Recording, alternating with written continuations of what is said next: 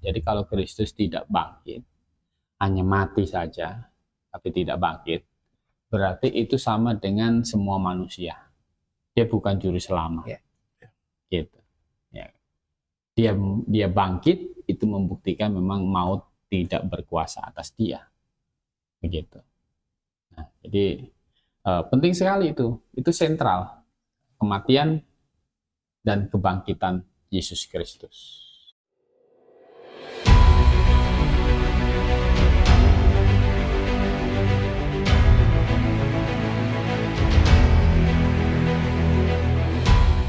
Baik, saudara yang dikasih Tuhan, kita sudah memasuki bagian ketiga tentang historical kematian dan kebangkitan Yesus Kristus. Yeah.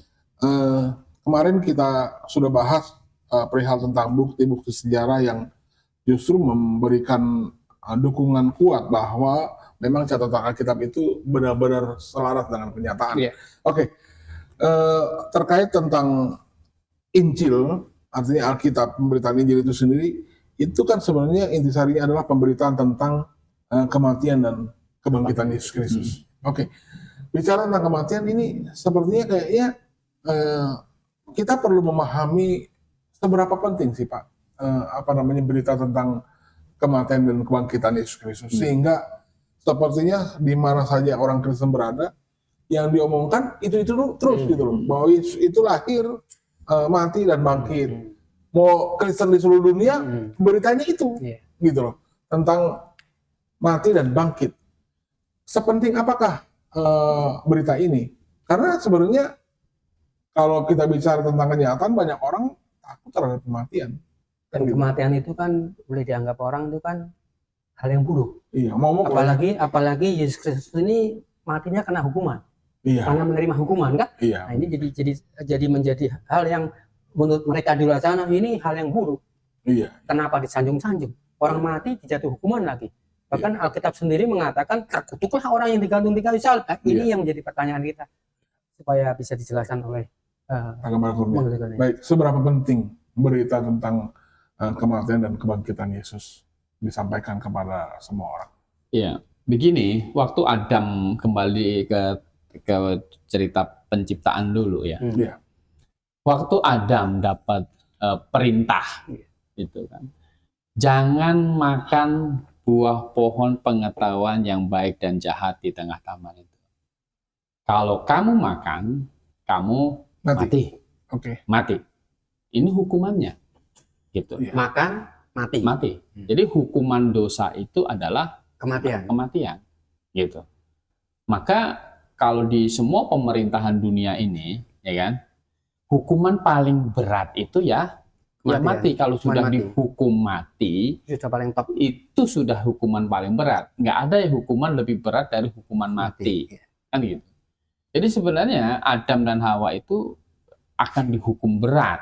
Kamu akan mati. Nah, mereka makan akhirnya.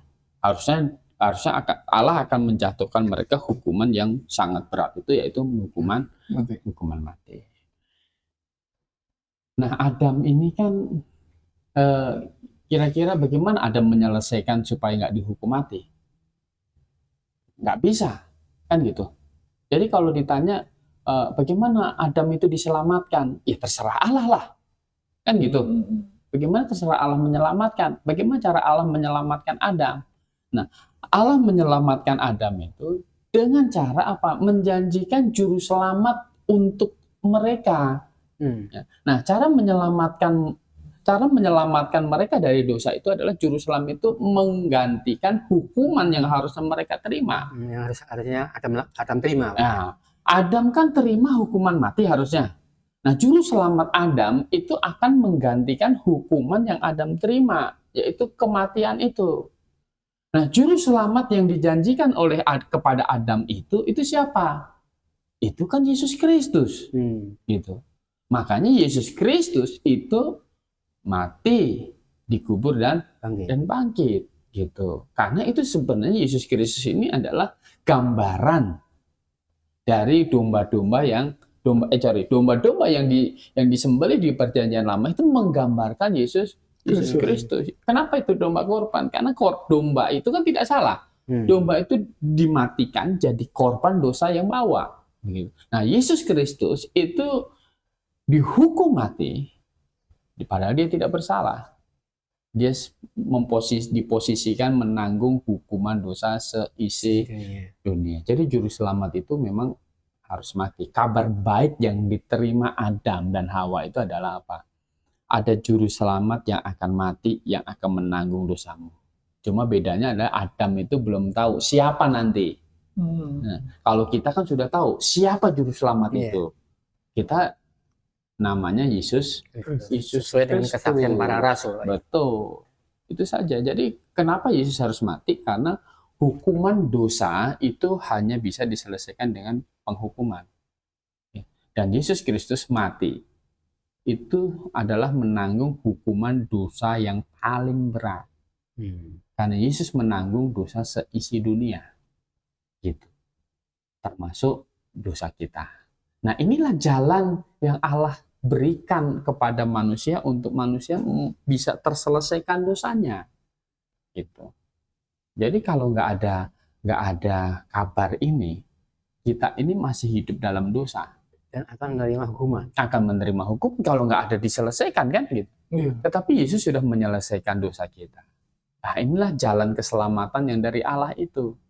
Nah, tinggal bagaimana kita ini percaya atau tidak.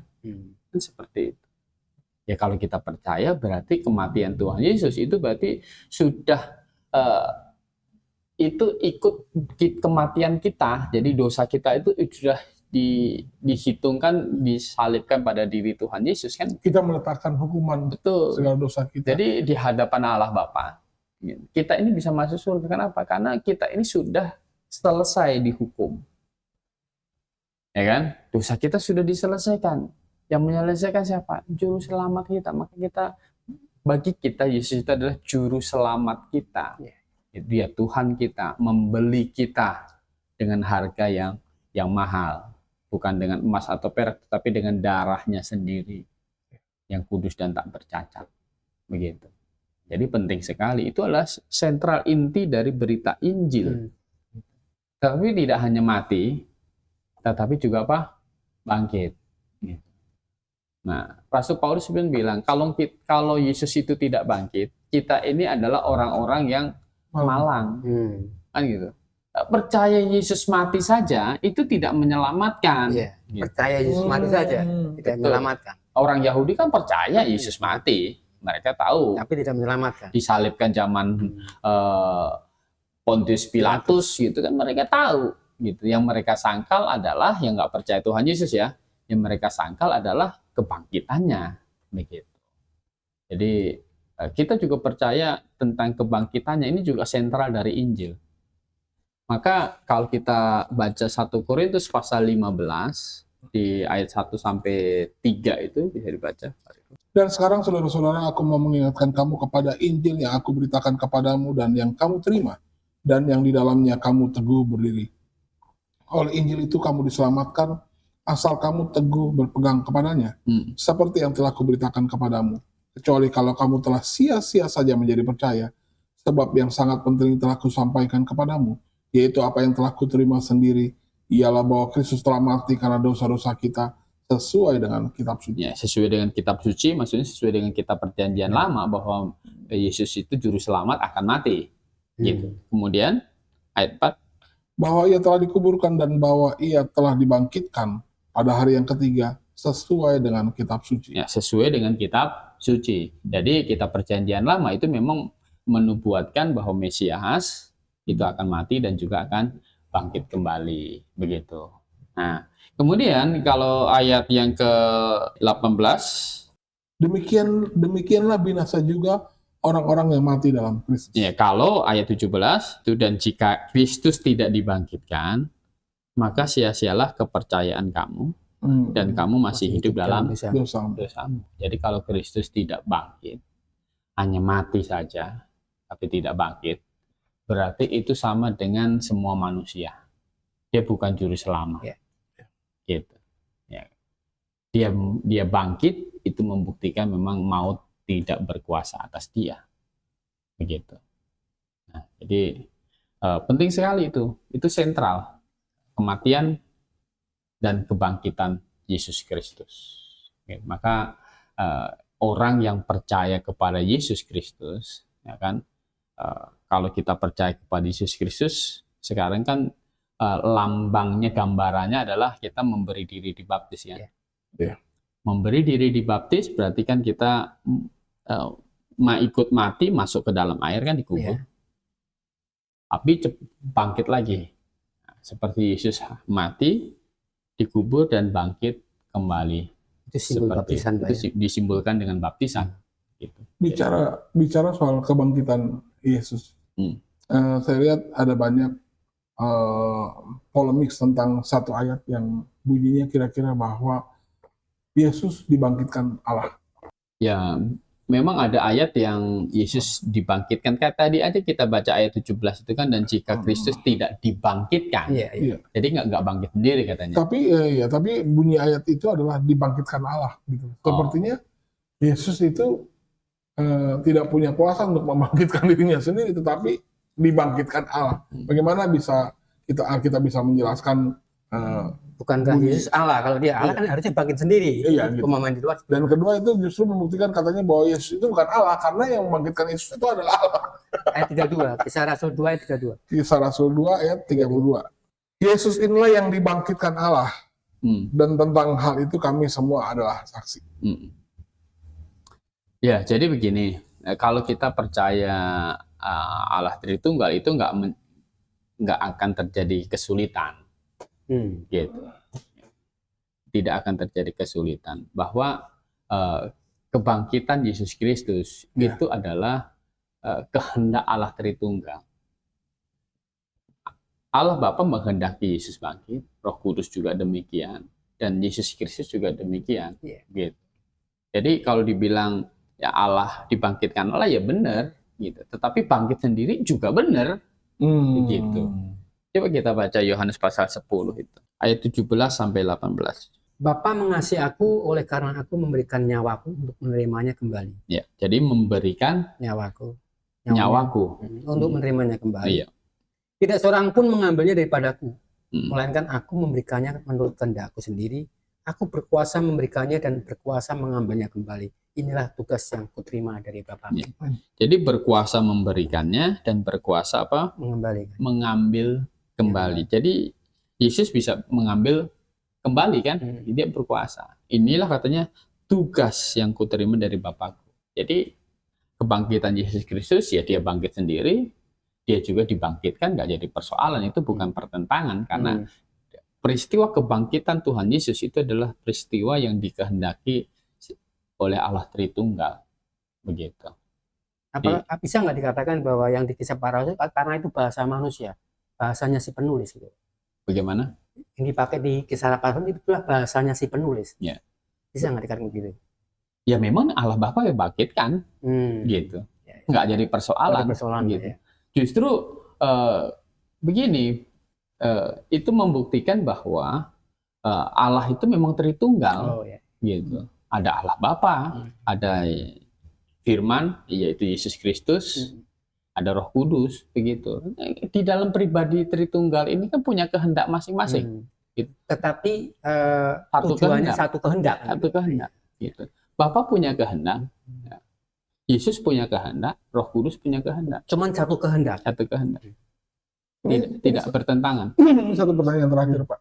Seringkali ini dilontarkan oleh orang-orang yang mempertanyakan tentang keberadaan Alkitab.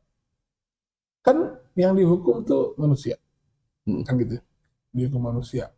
Kalau dia tidak diselamatkan, masuk neraka selama-lamanya. Betul. Kok Yesus matinya cuma 3 hari, Pak? Sementara kan dia tanggung dosa, hukuman dosa seisi dunia lagi. Betul. Bukan dosa satu orang.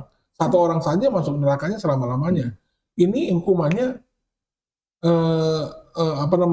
hukumannya dosa seisi dunia yang ditanggung. Kenapa cuma mati 3 hari? Bukan selama-lamanya. Gimana kira-kira Alkitab bisa menjelaskan itu, Pak? Ya, orang dihukum mati di neraka selama-lamanya kan karena memang nggak bisa keluar dari neraka. Gitu. Tetapi Tuhan Yesus, kan? Dia bisa mengalahkan maut. Itu maksudnya mengalahkan maut. Ya, mengalahkan maut. Maut tidak berkuasa atas diri dia. begitu. Jadi dia bisa keluar ya. Selesai dosa dunia itu adalah ketika dia mati. Gitu. Clear, Pak, ya. Clear gitu. Misalnya gini, orang membunuh satu orang hukumannya mati. Kalau Iya. sudah dihukum mati selesai nggak? Selesai. Selesai kan gitu. Iya. Kemudian kalau membunuh separuh dunia ini, Mati juga. hukumannya apa? Tetap mati. Mati. Selesai kan? Iya. Iya. Jadi ketika orang bersalah itu dihukum, orang yang bersalah itu, yang salah berat itu dihukum mati, selesai. Iya. Persoalannya dia bisa bangkit apa tidak, urusan lain gitu kan. Nah, jadi ketika Yesus Iya, mati, iya, iya. itu sudah selesai. Hukuman sudah selesai. Iya, iya. Tetapi Yesus bangkit. Karena Itu dia bukti Allah. bahwa dia Allah dan mampu Hmm. mengalahkan maut. Betul. Dan ini juga ada pertanyaan juga yang kadang-kadang menjadi bahan hiburan dalam kesenangan kan. Yesus itu kan Tuhan, betul Pak ya. Dia menerima hukuman di atas kayu salib, ya kan. Dan Alkitab sendiri mengatakan bahwa terkutuklah orang yang digantung salib. Iya. Berarti Yesus itu orang yang terkutuk dong, Pak. Iya. Ya begini, kan ya posisinya kan memang lagi menanggung hukuman dosa. Kan gitu. Memang orang yang dihukum itu kan yang digantung di atas kayu salib itu, orang yang matinya sampai digantung itu adalah orang yang menanggung dosa yang Paling besar. paling Makanya besar, dikatakan paling terkutuk. banyak. Dikutuk itu kan gitu. Nah, Yesus itu memang menanggung kutuk kita kan gitu. Seperti ini boleh dikatakan bahwa Yesus memang terkutuk di kayu salib, tapi bukan menerima kutukannya sendiri, Iya. tapi menerima karena kita. Karena dosa kita, kutuk dosa kita ditanggung oleh Yesus Kristus. Amin. Begitu. Jadi artinya benarlah bahwa dia menjadi terkutuk karena kita itu Betul. maksudnya. Dia menjadi terkutuk karena kita. Ada ayatnya tuh, Pak. Di Galatia pasal 3 ayat 13. Kristus telah menebus kita dari kutuk hukum Taurat dengan jalan menjadi kutuk karena kita. Sebab ada tertulis terkutuklah orang yang digantung pada kayu salib. Betul. Jadi ayat keterangan sebelumnya yang memberitahu bahwa Yesus terkutuk karena kita. Betul. Menerima kutuk karena kita. Iya, Yesus Iya. menerima kutuknya kita. Iya, kutuknya Kita kan yang berdosa, Iya. gitu kan. Kita yang harusnya mati, tapi Yesus mati untuk kita. Makanya dia juru Iya. selamat. Jadi dia terkutuk karena kita. Karena kita. Jadi bagi kita itu bukan Yesus itu hina. Enggak, ya.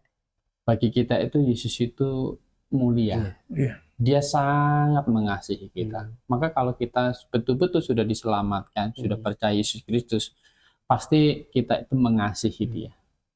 Jadi benar dong kata Rasul Paulus bahwa pemberitaan salib itu bagi orang Yahudi itu apa? Kehinaan. Iya. Bagi orang Yahudi itu kebodohan kan. Iya. Tapi bagi kita orang percaya ini berita tentang salib ini Kemuliaan. kemudian Berita yang harum. Bagi yang nggak percaya itu berita hina, kebinasaan. binasaan. Bagi kita itu adalah yang harum. Begitu. Kita diselamatkan. Gitu. Yang paling penting kan ini. Gitu. Dari semua hal kita hidup di muka bumi ini adalah yang paling penting adalah kita ini mendapat penyelesaian dari dosa-dosa kita. Itu yang paling penting, lebih penting dari apapun juga. Begitu. Makanya orang yang sungguh percaya Yesus, dia akan mengikut Yesus berapapun harganya, bahkan akan rela menjadi martir. Gitu. Ya. Baik. Ya, terima kasih Pak Kurnia menjelaskan berita tentang kematian dan kebangkitan Yesus yang sebenarnya punya makna rohani yang sebenarnya penting untuk menyelamatkan semua orang. Dan itu harus didengar oleh semua orang. Iya. Berita tentang kematian Yesus Kristus itu sebenarnya di mata banyak orang itu bisa beragam-ragam. Bagi orang yang menghina dia dan tidak mempedulikan keselamatan, tentu orang menganggap bahwa ini adalah kehinaan yang luar biasa. Bahkan orang Yahudi sampai sekarang memandang Yesus sebagai penjahat yang pernah dieksekusi di atas kayu salib. Tetapi bagi orang yang menghargai karya keselamatan, itu adalah satu kemuliaan di mana menganggap bahwa kematian Yesus Kristus di atas kayu salib menanggung hukuman dosa seisi dunia, itu bahkan lebih mulia daripada hidupnya sendiri. Bahkan rasul-rasul sendiri rela mati demi mengusung pemberitaan Injil yang demikian itu. Saudara, Anda sudah mendengarkan lengkap bagian pertama sampai bagian ketiga tentang bukti Syarikat. sejarah tentang kematian dan kebangkitan Yesus Kristus, di mana tidak ada satu bukti apapun di dunia ini yang menyangkal tentang pemberitaan Injil. Tergantung Anda sendiri sekarang. Apakah Anda menerima ini sebagai sesuatu yang bisa menyelamatkan Anda dari hukuman dosa, atau Anda bahkan menghinanya? Tetapi di hadapan Tuhan kami sudah menyampaikan warta Injil, dan kami tidak lagi dituntut untuk keselamatan jiwa Anda. Sekarang keselamatan Anda itu sudah di tangan Anda sendiri. Kalau Anda mau diselamatkan, Anda bisa percaya. Baik, kami tidak perlu memaksa, karena segala sesuatu yang berhubungan dengan kabar baik itu tidak penting untuk dipaksakan, Cukup tapi ditawarkan. cukup untuk ditawarkan. Betul. Baik, ujilah segala sesuatu dan peganglah yang baik, karena beragam pengajaran di dunia ini, dan Anda penting untuk tidak terbawa ke dalam neraka, tapi Anda perlu mencari tahu mana yang benar-benar dari Tuhan. Amin. Terima kasih Pak Kurnia. Baik, Pak Riko. Selamat malam. Terima kasih Pak Yusia. Selamat malam. Kalau ada pertanyaan, Ya. Anda bisa ketik di bawah kolom komentar, dan kalau Anda merasa diberkati lewat video-video kami, Anda bisa ikuti channel ini, Anda bisa share ke banyak teman supaya berita Injil bisa menyelamatkan orang lebih banyak lagi. Amin. Terima kasih. Selamat malam dan salam Maranatha.